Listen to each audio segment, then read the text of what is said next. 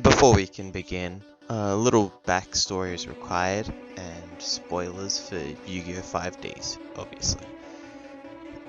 Akiza Izayoi is one of the 5/6 signers, and is the only character in the primary cast who has psychic powers, at least for the protagonist. At a young age, Akiza awakens to her psychic powers and her signer mark at the same time, which some people believe are connected. They aren't, they're two separate things. Anyway, this causes a rift between Akiza and her parents that is a fueling factor in Akiza's character. Akiza enrolls at Duel Academy but hurts another student at some point with her powers during a duel, causing all the students to be afraid of her. One day, Akiza returns home, sees her parents enjoying themselves without her, and she destroys all the windows to their house with her psychic powers. She then runs off, believing that her parents no longer love her and that she isn't needed as a daughter. Akiza starts dueling in the Dueling Underground. What a powerful piece of characterization. Terrifying people with her powers, and she starts feeling so guilty she creates an alternate persona called the Black Rose Witch to deal with the rejection. She is then indicted into a cult thanks to their leader, whose name is Divine, and they put Akiza on a pedestal, claiming her as the future of psychic duelists. During her time with the Arcadia movement, Divine manipulates Akiza into hating the world even more than she already did, and plays into her past as a way to take down Iliasta, or the government. Akiza's signer dragon is Black Rose Dragon, whose effect is to literally destroy the entire field, or banish a plant monster and to fuck it up. She primarily uses the tribute effect to wipe the field and destroy everything.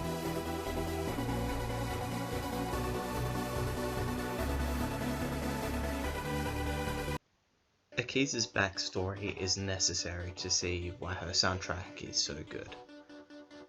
The first 20 seconds has a crescendo that is iconic to those people who know, which is a lot of people. And so,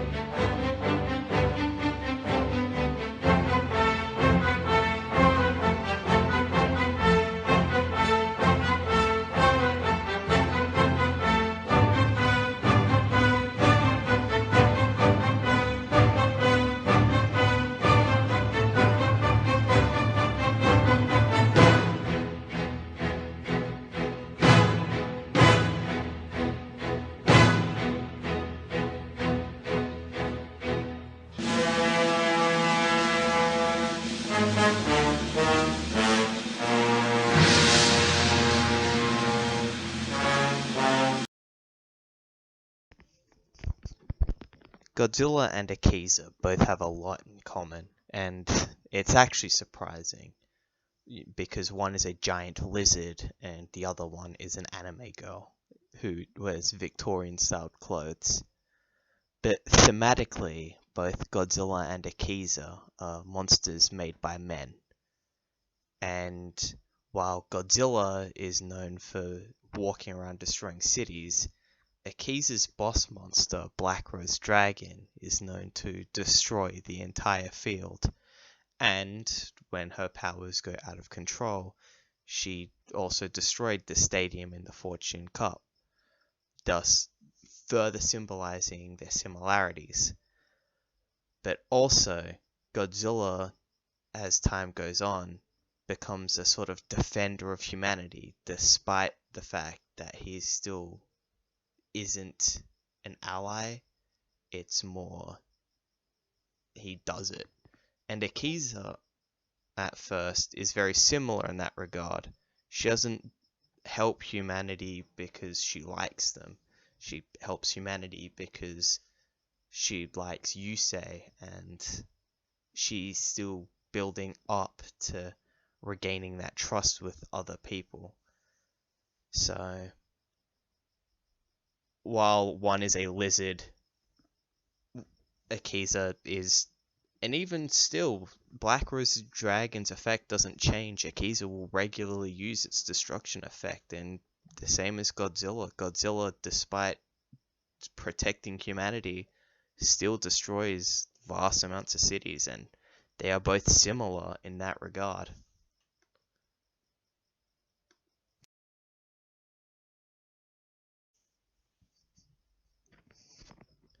Akiza's theme is similar to Jack Atlas's theme in the way that it's a sort of Eurobeat type theme, and while it does have slight similarities to Yusei's theme, it is very easy to see the similarities with Jack's theme, which is creative because both Jack and Akiza opposed this idea of New Domino City.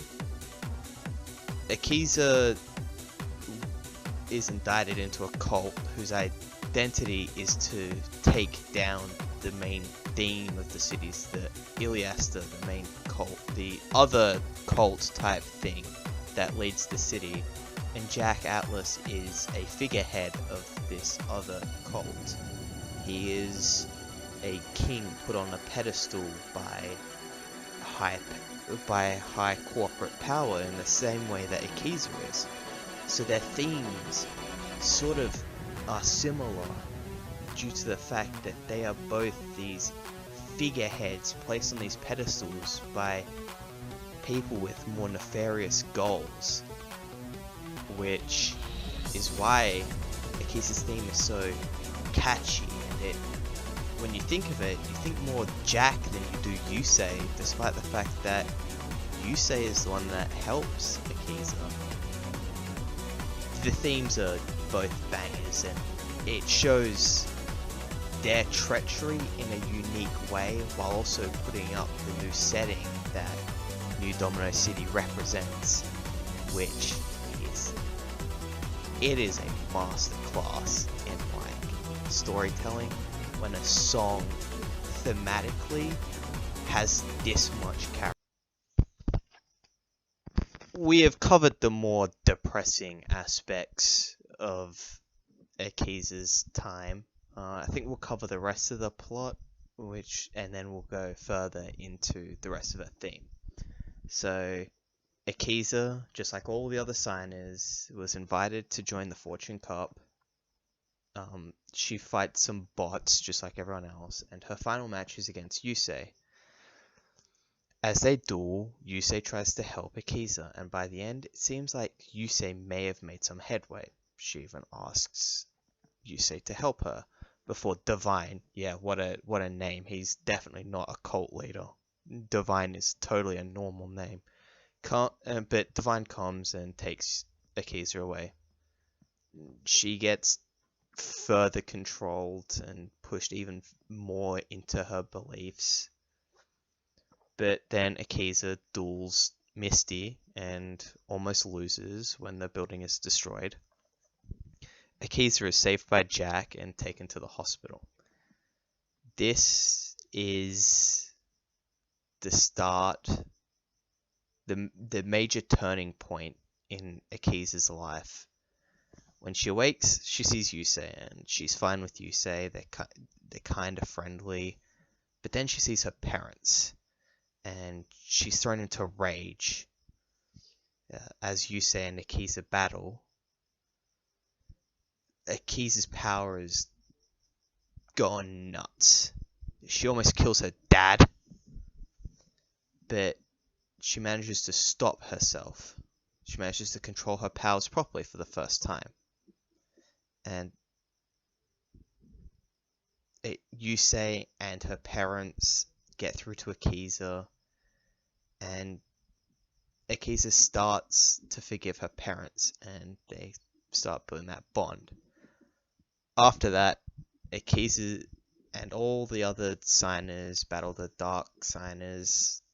Akiza was mind controlled by Divine because, how else do you prove that the cult was bad than by straight up mind control? But Akiza's broken free and by Yusei again. It's kind of a theme here.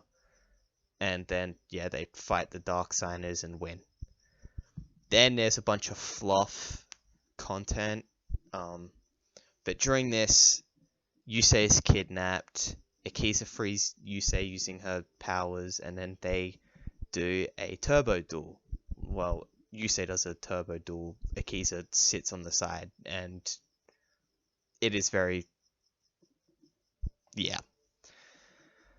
But doing this turbo duel, Akiza starts to learn the thrill and wants to learn how to do the turbo duels herself, which means we get to the best episode where Akiza does the test, and we get the best part where Yusei and Akiza go skating, and then Akiza does her test and passes. Then, on the wiki, there's pretty much nothing until the Grand Prix, where she participates in one duel, loses, but in that duel, in one turn, she manages to get both Black Rose Dragon and Stardust Dragon out in one turn.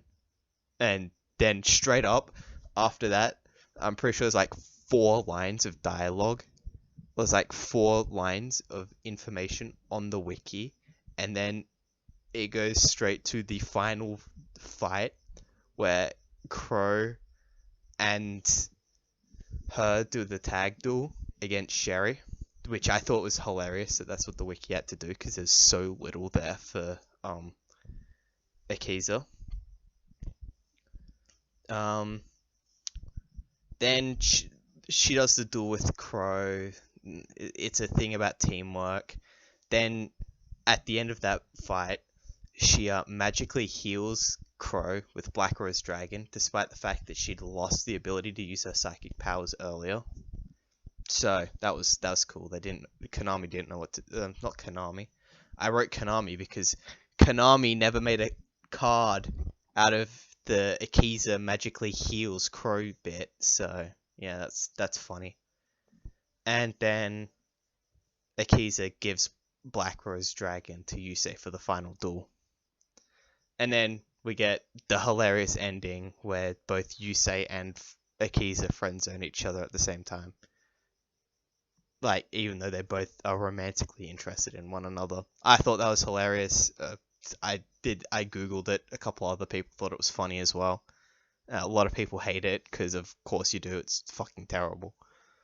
But there you go. That's the plot of Akiza. She participates a lot in the Dark Signer arc and then basically disappears for the rest of the series. And people have complained about it because she gets basically sidelined for Crow. I believe knowing what happens to Akiza after the start of the series is important for the rest of her theme, because while it does share a lot of similarities with Jack's theme, it has bits of Yusei's theme in it. And I believe that's interesting because while Akiza thematically at first, when she's first introduced, has a lot in common with Jack, this idea that they are two sides of the same coin in terms of New Domino City and how they both don't really fit in. The part where she relates with Yusei there's obviously the fact that she spends a lot of time with Yusei, she likes Yusei, there's all of that. But in a way, I don't think Akiza ever really gave up hope. She straight up created a new personality to deal with all the trauma and stuff. So, on one hand, I think the influence of Yusei's theme is A, the way that Yusei ended up influencing her throughout the series, but also B, the way that she always, at least a part of her, had a little bit of hope for the future. She just needed something to help her. And that's why she falls in with Divine and the Arcadia movement, because the cult gave her at least a little bit of help. It gave her a little bit of light in a terrible way, but they preyed on Akiza's weakness because they're a cult and they are terrible. I also think it was interesting because she had a theme where you would think it's like a Turbo Duel theme. So that may have been foreshadowing to the fact that she was going to become a Turbo Duelist, but I think I'm straight reaching there. Although, I'm pretty sure this whole thing is reaching. I mean, maybe the composer was a big Godzilla fan, and that's why Akiza's theme is the way it is. Or maybe it's just a catchy way of doing it. But you know what? Either way, I had a reason to correlate Akiza's theme with Godzilla, so hey, you know what? Maybe it's just how I am. But anyway, thank you as always. Like, comment, subscribe, have fun, play some Yu-Gi-Oh! And T elements suck. Play something interesting, please. Yu-Gi-Oh! 5Ds is great. Have fun. Bye.